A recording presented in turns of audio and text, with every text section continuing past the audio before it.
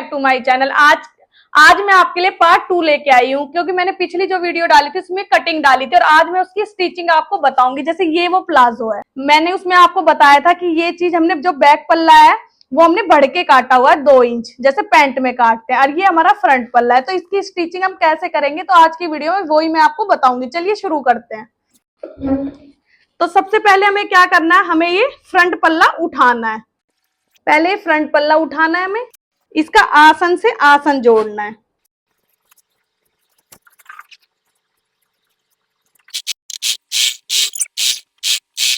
अब जैसे ये हमने फ्रंट पल्ले का आसन जोड़ लिया, ऐसे ही हमें बैक पल्ले का आसन जोड़ना है। तो ये हमारा सीधा है ना, तो इसको उल्टा करना है हमें इसे।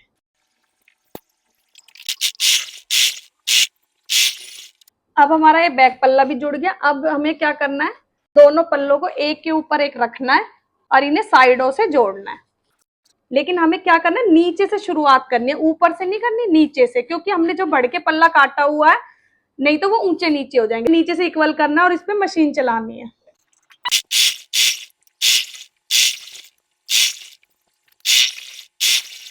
तो ऐसे हमें दूसरा पल्ला जोड़ना है, इसे भी हमें नीचे से ही शुरुआत करनी है।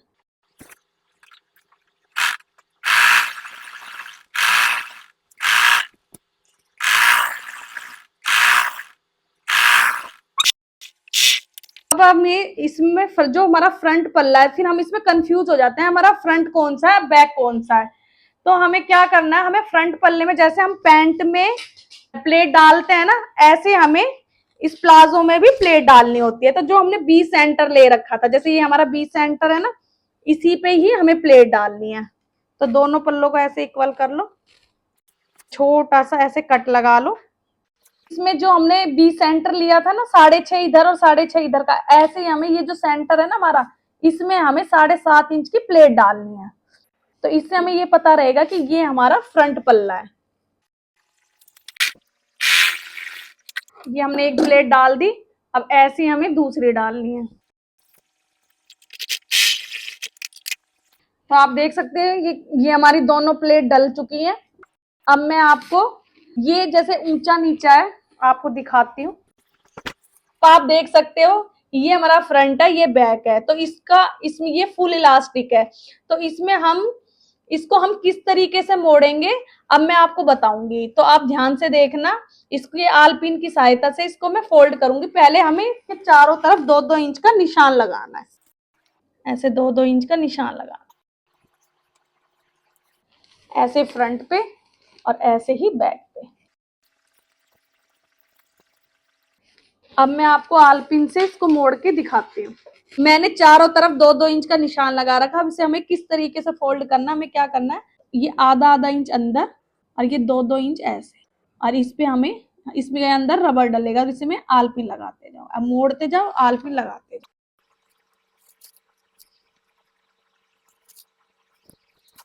अब जैसे ये पीछे हिस्सा है हमारा बड़ा है थोड़ा सा, तो इसको हमें किस तरीके से करना है, हमें पहले इसको बीच सेंटर से मोड़ना है, आधा इंच अंदर।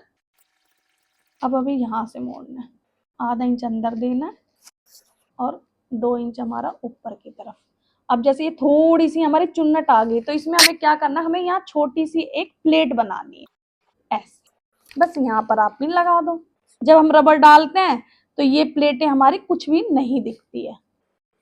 एक पिन यहाँ लगा दो बस। ऐसे हमें इस तरफ करना है। अब जैसे ये हमारी पॉकेट वाला हिस्सा है, पॉकेट को हमें आगे की तरफ करना है। ऐसे पहले 2 इंच पे निशान है ना, ऐसे आधा इंच अंदर, ऐसे यहाँ भी इसी तरीके से करना है। पहले आप एक छोटी सी यहाँ पर प्लेट दे दो, जैसे हमने इस तरफ दी थी ऐसे इस तरफ दे दो, और इसको भी ऐसे आधा इंच अंदर दबा के फोल्ड कर दो। अब हमें क्या करना है, इसके चारों तरफ हमें मशीन चलानी है। तो मैं आपको मशीन चला के दिखाती हूँ। अब हमें एक एक आल पिन हटाती हुई जाना है, हटाते जाना है और इसको फोल्ड करते हुए जाना है।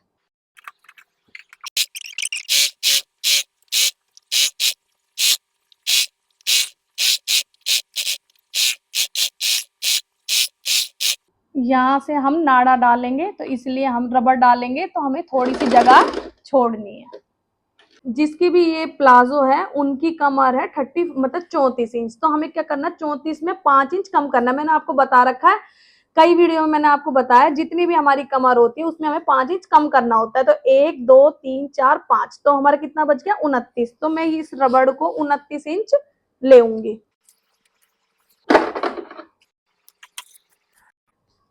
अब इसको पिन से हमें इसके अंदर डालना है।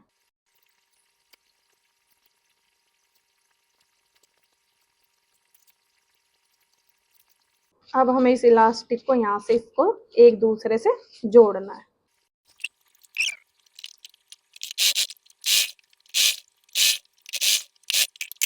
अब ये हमारी इलास्टिक जल चुकी है, और जो ये थोड़ा सा हमने ये छोड़ा था इसको भी हमें स्टिच करना है।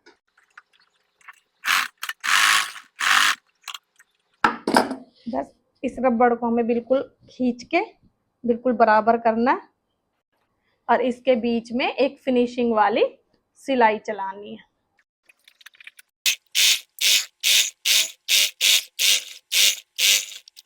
अब आप देख सकते हैं ये हमारी इलास्टिक डल के तैयार हो गई। बस अब हमें क्या करना है, नीचे ये हमें 3-3 इंच का निशान लगाकर इसको नीचे से और फोल्ड करना है।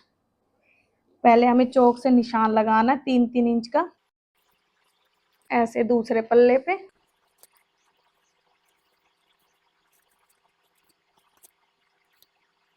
अब इसको फोल्ड करना है।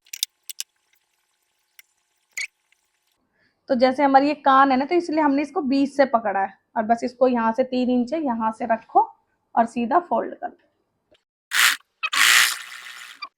इसी तरीके से हमें दूसरे पल्ला भी फोल्ड करना है। अब मैंने ये फोल्ड कर दिया। अब हमें यहाँ से 1-1 इंच पे निशान लगाना है चारों तरफ।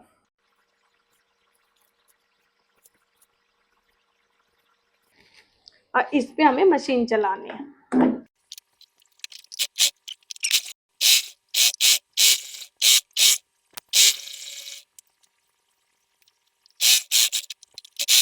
ये हमारे प्लाजो का फाइनल लुक है। तो आप देख सकते हो कितनी फिनिशिंग से ये बन के तैयार हुआ है। और जो मतलब जिस यूजर ने मेरे से बोला था कि हमारा प्लाजो नीचे की तरफ खिंचता है, ये उसी का ही सोल्यूशन है। ये देखो पैंट की तरह मैंने इस प्लाजो को भी 2 इंच एक्स्ट्रा रखा था, और देखो कितनी फिनिशिंग से ये बना है। अब आपका प्लाजो जैसा आप बैठोगे तो बिल्कुल भी नीचे की तरफ नहीं खींचेगा। तो ये फाइनल लुक है, आप देख सकते हो। तो आज की वीडियो में मैंने आपको प्लाजो की स्टिचिंग बताई है। ये सेकंड पार्ट था। फर्स्ट पार्ट में मैंने इसकी कटिंग बताई थी। अगर आपको अब भी समझ में ना आए तो प्लीज आप कमेंट करके मुझसे पूछ सकते हो। अगर आपने मेरा चैनल सब्सक्राइब नहीं किया तो प्लीज सब्सक्राइब कर देना। और भी अच्छी अच्छी वीडियो देखने के लिए मेरे चैनल को शेयर, लाइक और सब्सक्राइब जरूर करना। बाय।